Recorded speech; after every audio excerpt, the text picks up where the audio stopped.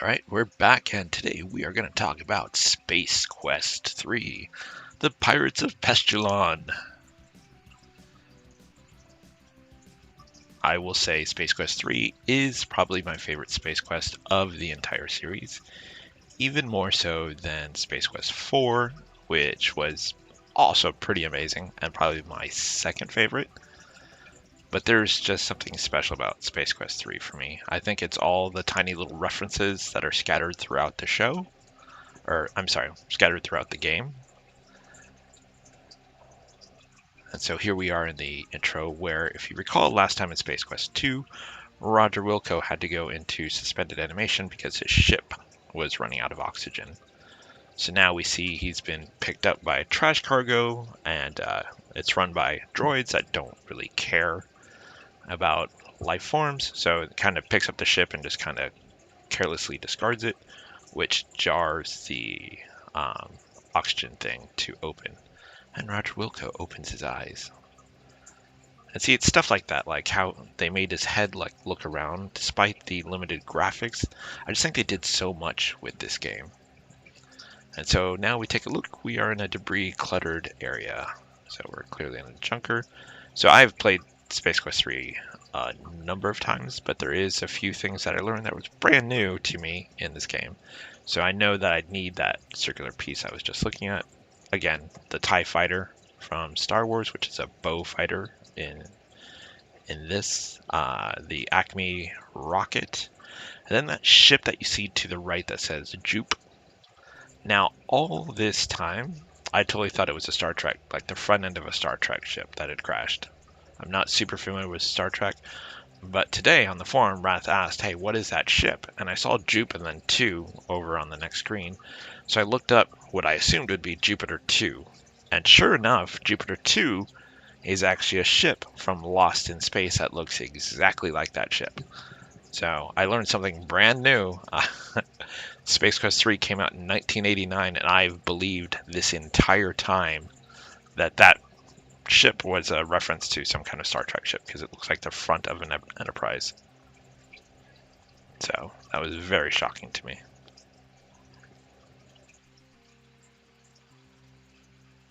So we climbed down that robot, and here we are. This is our escape ship. Not the little white one, but this aluminum mallard here. And so we know this is a ship. Well, we don't know in the game, but I know that this is the ship that we're eventually going to escape in.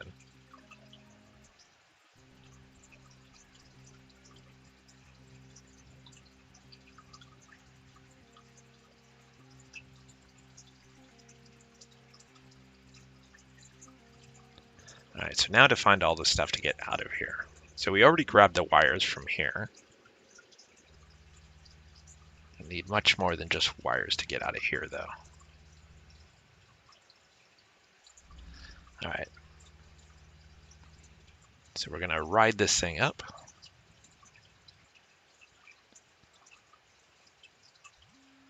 And then as quick as you can, type stand and then jump to get off of it, or else you end up grinded. So amazingly, you don't have to do any kind of balance check walking along these bars. You know, these guys can't climb down a set of stairs, but apparently they can walk across a very thin beam when you play these Sierra games.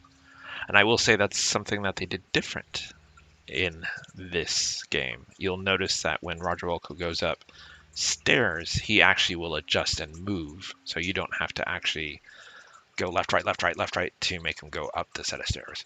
So here we are in this little cruiser thing, and there's a button that says claw. When you press claw, it depresses a claw thing, and it drops down, which you saw a few screens ago. So what we need to do is try to get this circular object, find out what screen it's on. So now that I know where I'm at, I need to go a little bit over.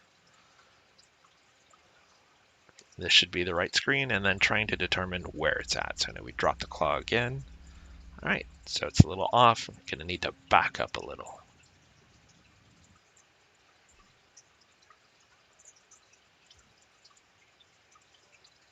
And there we go. Well, nailed it.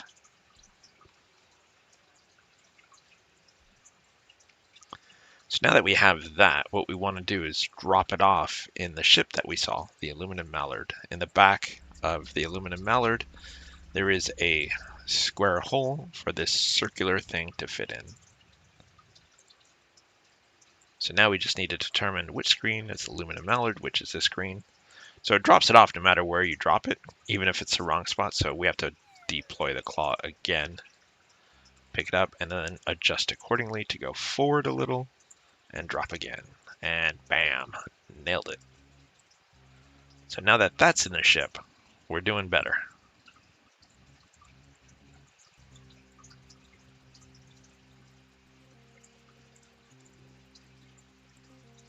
So we're going to cruise around on this thing. And what's cool is you have the glowing gem from Space Quest 2, so I do like that they continue that continuity.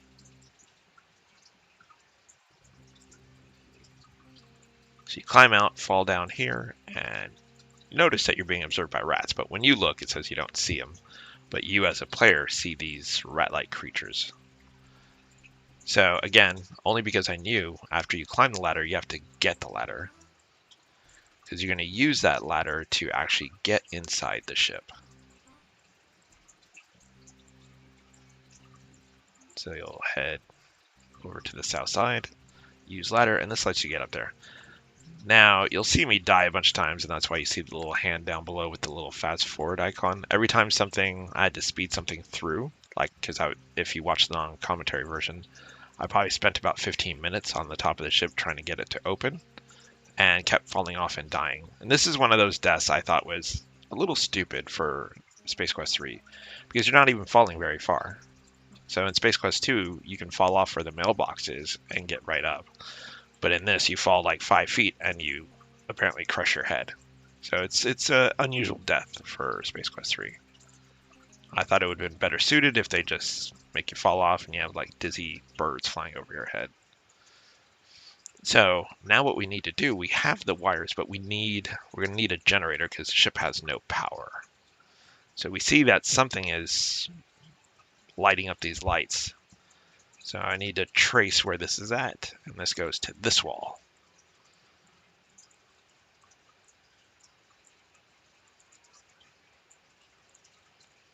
And it says you look inside and you find a reactor providing power for the lights. Let's go ahead and take that reactor.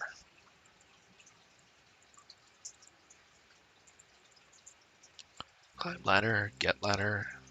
I do love that it says you shove the ladder into your pocket. Ouch. So that's pretty funny. Reminds me very much of Leisure Suit Larry 2, when he shoves the supersized gulp that's as big as him into his pocket. And then you get attacked. And I looked too quickly, but the rat not only took the reactor, but he also took the wires. So I'm going to realize my mistake here in a second. And we're going to restore and head back.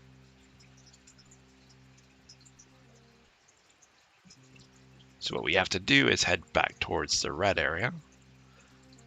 And I'm going to make yet another mistake here soon. Boy, I love pointing out my mistakes. So we're going to go in here, use the ladder, go down. And rats brought it back. So at this time, I'm thinking they only took the generator. So that's all I take. Again, as I said, commentary version, I already know that they also took the wires. So I'm going to have to end up going back again to get the wires.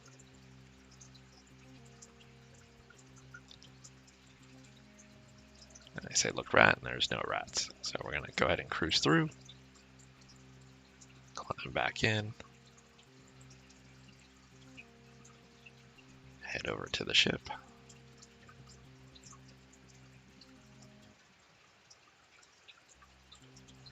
I'm going to open the hatch. This time I nailed it the first time, unlike the other time where I was fast forwarding it a bunch. So, and I only know this from previously playing the game. You don't even have to do this. This is just for points. You get 7 Buckazoids because you do. I'll talk about it, but you do get money later. And obviously, you look at the control. It says, you know what? There's no power, nothing, and you can see that the panel is right there that it's open. So clearly I need to figure out what to do to get power here. And I forgot to put in the reactor and all that other stuff.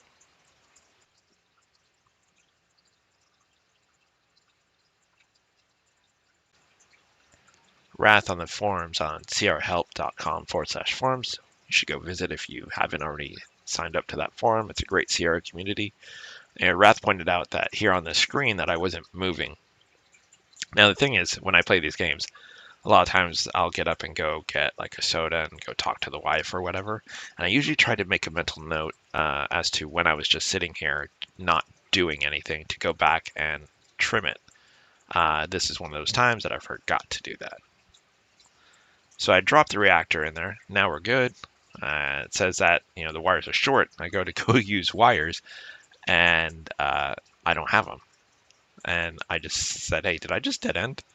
So I'm going to go ahead and restore and realize the rats took not only the reactor back, but they also took the wires.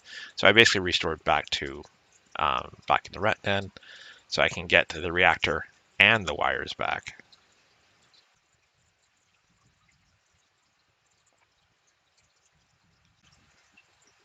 All right, we're back at the ship, and now we should be good. So we're going to open the hatch, go down, use reactor, use wire. Now we close the panel. We're good to go. We're ready to get off this, the junk crater. Only if I'd been paying attention. Because I use the engine and I hit takeoff, and boom, we collide to the top and smash into it. So, once again, I'm going to go ahead and restart back here. Get the reactor. We're going to look in the hole, get the reactor, and get the wires. Make our way back. And what I forgot to do before I took off, excuse me, is make sure that the radar was turned on. Without the radar turned on, it doesn't know when to stop when you reach the ceiling of the ship, so you collide into it. So we're going to go all the way back, head over here, climb back down, go around to the ship, use the ladder, climb ladder, open the hatch, get in the hatch, look panel, use reactor, use wire, good to go. And then now I'm going to save over that. Did I just dead end? We're going to go in the ship, look computer. We're going to turn on the radar first and then do the engines.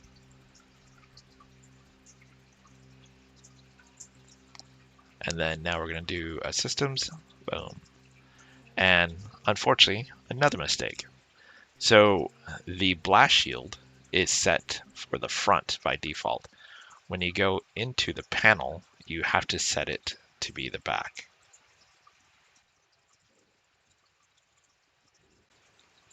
So we're going to try this again.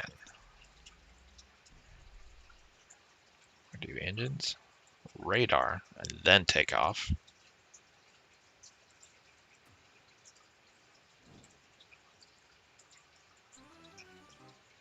And then put the shields to the back so we don't get hit from behind when everything goes out of the ship. And we make it out. So now we're going to hit the navigation system. Let's see what planets we have. All right, cool. So we don't want to go to the planet Ortega because you need something before you go to that planet. So we're going to do something else first. And oh no, we're being followed by a Terminator robot.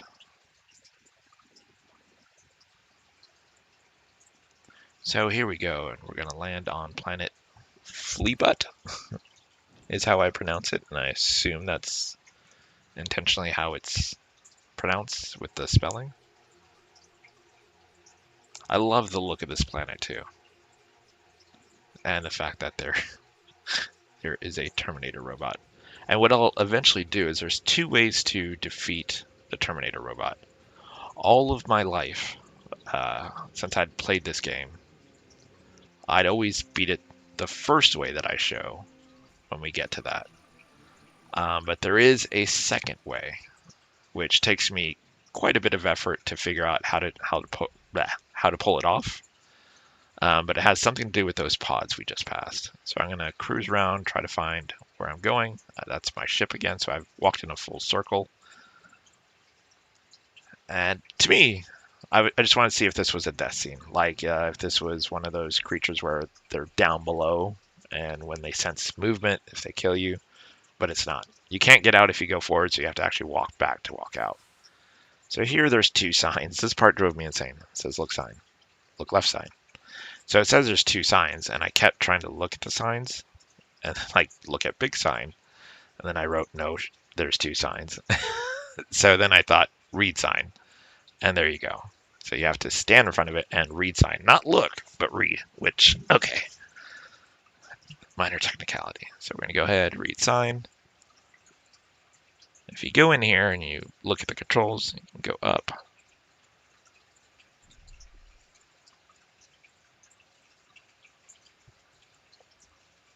And you can see, cool. And this is where we're gonna first terminate the Terminator. We're gonna go up there and do something, which actually took me a few tries also. And I'm assuming it's supposed to be like National Lampoon's. And so this guy is essentially a seller. He won't talk to you much. He's got different gems on the ground, stuff like that. He tries to sell you an ORAT toy, a hat, or a thermal belt, which 2 of the only one you actually need is a thermal belt. The ORAT on a stick is used for the other way of beating the Terminator. I still don't know what the chicken hat is for. So if you know what the chicken hat is for, because you can buy it, feel free to let me know in the comments. I'd like to check it out and see what it's for and try it in the game. But yeah, I never figured out what the heck the chicken hat was for. So what you do is you try to sell your gem from Space Quest 2. 425 is what you want to sell it at, because if you go beyond that and then try to sell it again, he won't go higher than 100.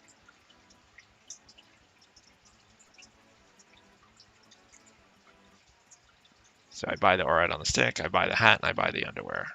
Try to buy a postcard, and it says, well, you don't have any friends, which is depressing.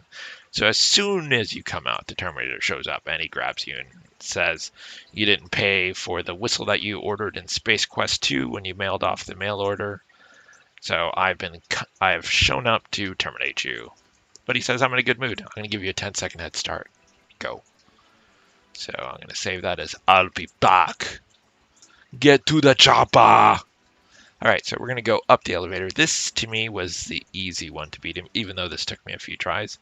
Because as you see, I am going to accidentally grind myself a number of times. So you're going to see the fast forward thing appear. Grind. All right, let's do this again.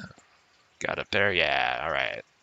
Oh, I'm not close enough. Oh, let's keep fast forwarding. All right, so let's try it. Nope, got me again. Let's try this pulley. Oh, I missed. Oh, all right, so let's try this pulley and get right in front of it. So here we go. Now, give this a good old swing. Boom, and he falls into the gears. And this is one way, the easy way to beat him.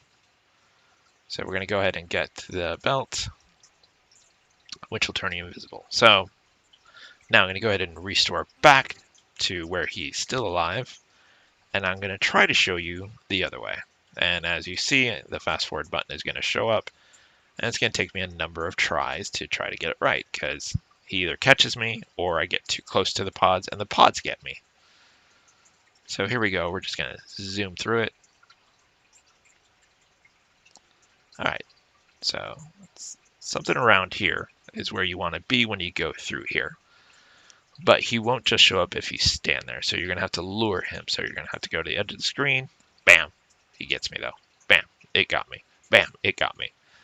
So as you can see, I had quite a difficult time trying to get this one to work.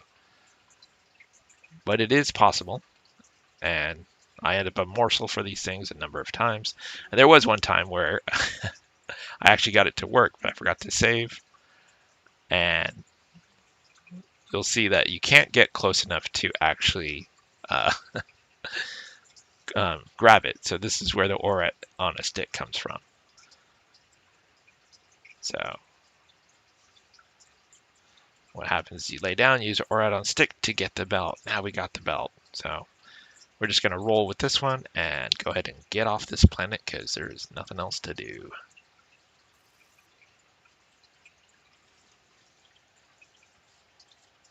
All right, so now we have the thermal belt, so we can actually go to Planet Ortega. But first, I'm feeling kind of hungry. Let's go to Monolith Burgers. Boop.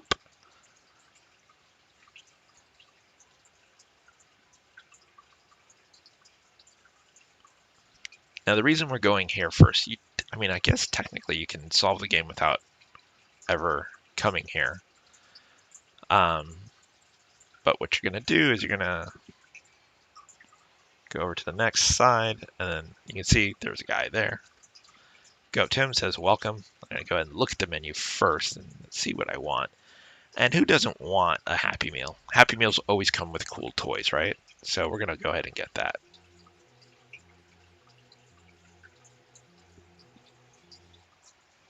And he says, would you like a drink with that? Would you like spuds? Would you like this? Would you like this? That's $7 Zoids, which is the equivalent of what you find in the ship. So I'm assuming that's what the ship, when you find the $7 Zoids in the ship, it is so that if you don't go to the Planet Fleabot first, you can come here and still get this part done because you'll have the 7 Zoids needed for the meal. So that makes sense. So now that we've eaten our meal, we got a decoder ring out of the hamburger, which is funny that it was hidden in the hamburger. Now we're going to play Astro Chicken. It does require Buckazoids, so that's where it's good that we went to Fleabot first. So I'm going to go ahead and do the fast forward icon thing with my little funny fast forward hand in there that I got from, I think, Leech Suit Larry 6. And then I just made a video of it and cropped it. So what you have to do, I don't know if you have to land a number of chickens, or if it's just you play a number of certain times, it's going to trigger what's about to happen, which is that. It's a random code, but if you look at your decoder ring, you can actually look it up, and it basically says, hey, we're the 2 guys from Andromeda. We've been captured by Elmo, Pud, whatever, from Scumsoft. Please come rescue us, etc., etc.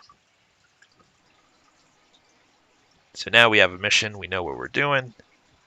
Roger's going to go save the 2 guys from Andromeda, even though he doesn't know them. He does know that they're the programmers of Astro Chicken, which is something, I guess.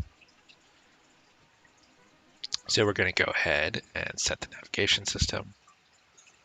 Now we're going to head for Planet Ortega. Because currently that's the only planet that we can get to.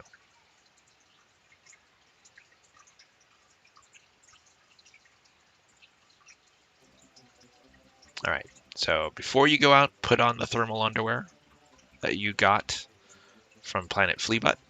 Otherwise, you instantly die.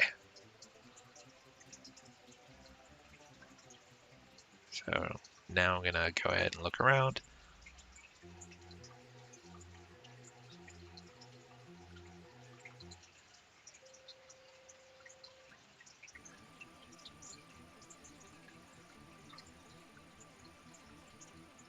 Trying to remember where to go on this planet here.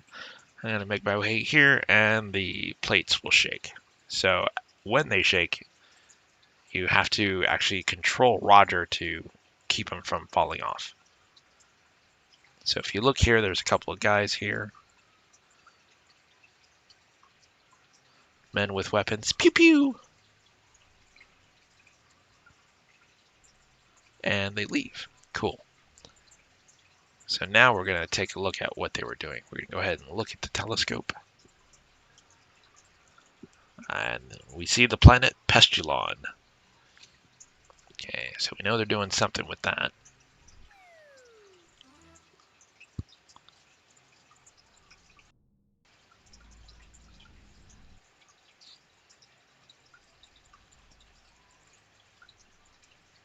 All right, so we're going to go ahead and pick up some detonators.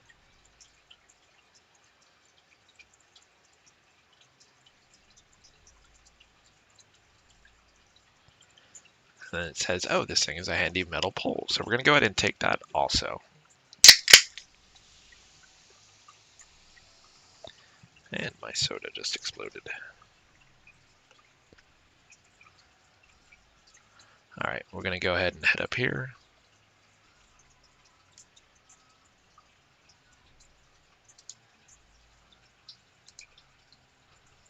All right, so we have reached the top of this volcano, and what we're going to do is head down, take a look around. Now, this part confused me because I forgot I end up down at this screen when I need to leave, which you'll see here in a moment. It took me a while to remember how to get back up. So there's a huge ladder over there. Let's climb it.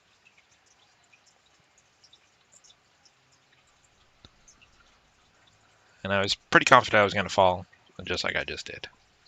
So we chucked the detonator down there, and it disables the field generator. All right, so let's go ahead and get out of here. Because, I mean, it does talk about how the planet is unstable, and uh-oh, it looks like it's very unstable.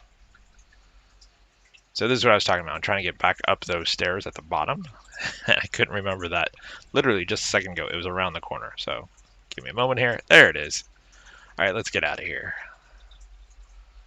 Make our way down. Make sure we don't fall in any lava.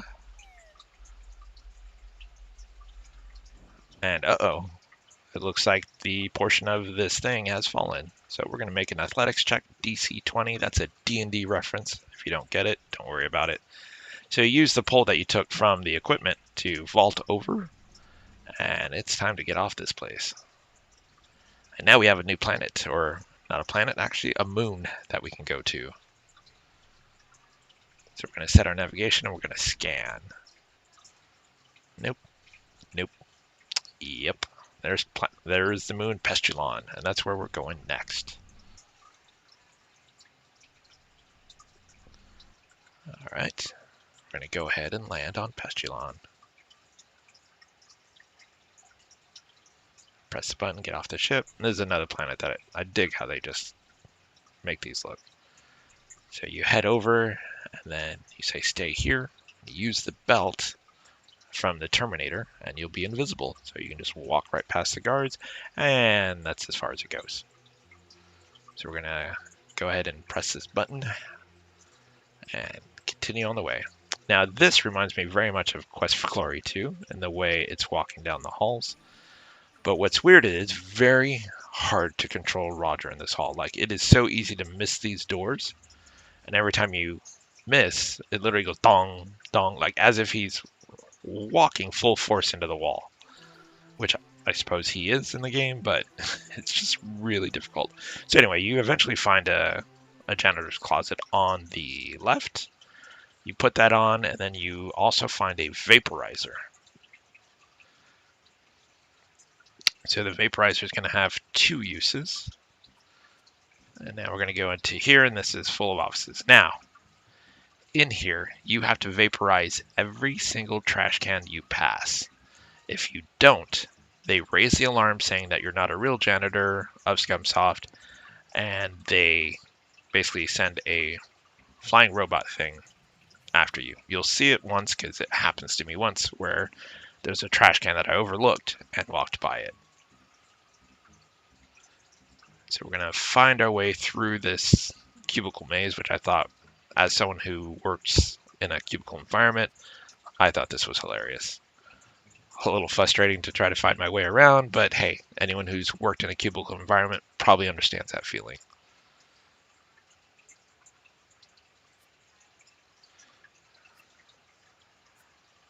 All right, one of the doors that we passed in that hallway does say that it requires a key card and a visual verification. So we're going to grab that picture of Elmo that was right there, scan it over there, and make sure you put it back. So now we have a copy of the photo. So we're halfway there. Now we just need a key card that is his. And how hard can that be? Well, first we have to find our way through this incredible maze. And again, make sure you zap all the trash cans. And see, that's one where I didn't see it right there at the top. And I got nailed for it. But thankfully I'd saved not too far back, so I just need to make my way back around.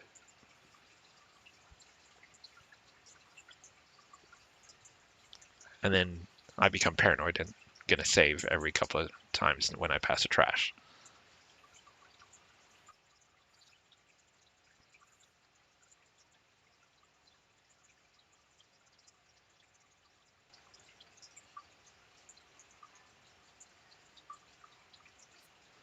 And now we can see, there's Elmo. Try to talk to him. He just says, do your job. And we can see what is Ken Williams, I'm assuming, on the far left, whipping people. And I don't know who that's supposed to be on over to the right whipping people. They're whipping programmers. I don't know if it's supposed to be Al-O, but it's someone who has darker hair with a beard. And then you see, uh-oh, they have your ship. Well, damn it. And when you come back and look, well, it looks like someone just left something on the table. I put table, but clearly what they're looking for is desk. And it says there's a key card here. So now we have his key card. So now we can technically, ideally, get into that door that requires the key card and the badge. But now we just have to find our way back out of this cubicle maze.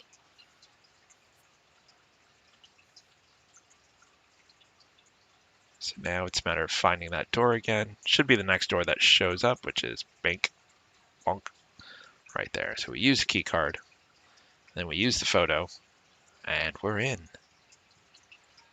Oh, and look, it's the two guys, and they're frozen in Jello, which they note that these guys here use Jello guns. So when they shoot you, they encase you in Jello. So I do look, and I look walls, and it says, yeah. And there's nothing about buttons. But the only reason I said press buttons is you can see on the other two doors, they have a panel with buttons. So I assumed that this one had a panel with buttons. And sure enough, it did. But when you do, the panel goes away, all the things show up, the guards show up, the scientists are there, and so is Elmo. And he says, we'll meet in the arena. Take him away.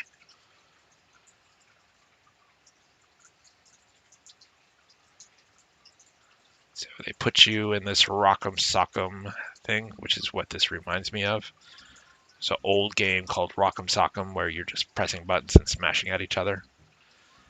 And this, I played it on normal speed, and for the life of me, could not beat him. So in a moment, you're about to see the fast forward icon appear, and you can see a number of tries of me trying to do it. And it's really hard to predict when he's going to swing. A few times that I almost got him, ended up losing again. So what we're going to do is we're going to slow down the speed to the slowest. And when you do, it becomes way easier to see when he's about to punch because you see his elbow go back before he punches, giving you the ability to block. So what I do is I just anticipate when he gets close, I'll punch, and then just keep punching, keep punching, keep punching, and down he goes, and he falls through the wall. So put it back to normal speed. We're going to get out of here, jump in our ship. We won the fight. Yeah, we're good to go. It's the end of the game. But it's not. Because as you listen to these guys talk, you'll quickly find out that the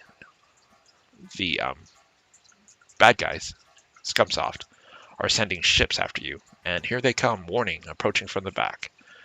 So my shield is already to the back, so we're good. They fly by, you can shoot at them, which I'm guessing this is supposed to be a reference to X-Wing, because that's exactly what it looks like, or TIE Fighter, either way. More probably TIE Fighter, because their ships look like X-Wings. But this is how old school X-Wing the Star Wars game was in the arcade. Literally, you're just this circular or the square thing shooting at very cheap graphics. So what happens is every time they come from the back, you put your shield to the back. When they come from the front, you put your shield to the front. Now, there's only so many times that you can get hit, regardless, with your shield, before your shield wears off.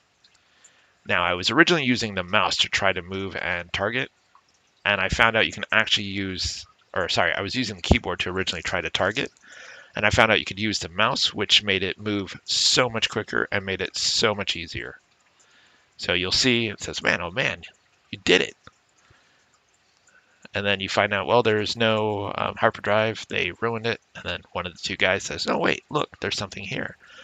And too late, you haven't plotted a course, so you just thrust into warp speed here, carelessly going through it, and you end up in a black hole. The overwhelming power of the black hole draws you through. You enter the blackness. Suddenly, a bright light becomes visible in the distance. Whoosh! And the engines cut to sublight speed as you near a seemingly habitable planet. And what? Where do we land? Here at Sierra. And none other than Ken Williams shows up. And they have a discussion. Ken says, hey, you know, I'm a guy. I run this company. You guys are programmers. Yep. Sounds great. Roger says, hey, do you have a job for a janitor? He goes, no. So he takes two guys and employs them. Roger's like, well, there's nothing here for me. I'm going to take off and fly away. And we bid our hero a fond farewell as we reach the end of Space Quest 3. Yeah, Space Quest 3, definitely my favorite game of the entire Space Quest series. Like I said, Space Quest 4 is a close second. I just thought the little references and the puzzles in this game were fun. The only thing that I thought was a little rough is that they throw essentially two arcade sequences at you at the end. With the Rock'em Sock'em, which is much easier to do once you put it on slow speed, as I said, you can see when his elbow is going back to try to hit you, giving you the ability to block it much easier.